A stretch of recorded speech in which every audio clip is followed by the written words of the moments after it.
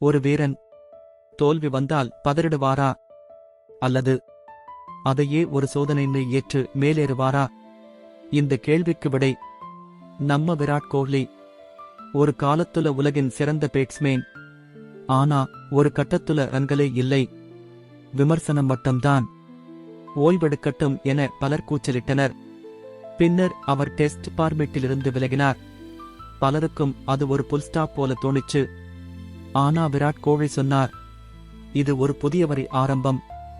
IPL 2025 அவர் 9000 ரன்கள் அடைஞ்சது சாதனையா இல்லங்க, அது ஒரு மெசேஜ்.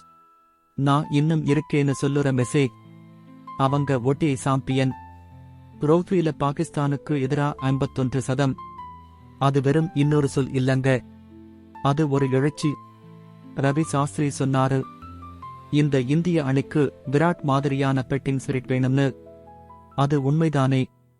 விராட் கோஹ்லி வெற்றி மட்டும் இல்ல, நம்பிக்கையும் சிம்போலைஸ் பண்ற ஒரு நிஜ மனிதர். தோல்வி வந்தாலும் நம்மை நம்புறது முக்கியம். விராட் மாதிரி கீழே விழுந்தாலும் நிமிர்ந்து நிற்க வேண்டியதுதான் வீரரின் பண்பு. அதான் உண்மையான கம்பேக். அந்த சல்யூட் பண்ணுங்க. இப்போ அறிவுக்கு சப்ஸ்கிரைப் பண்ணுங்க.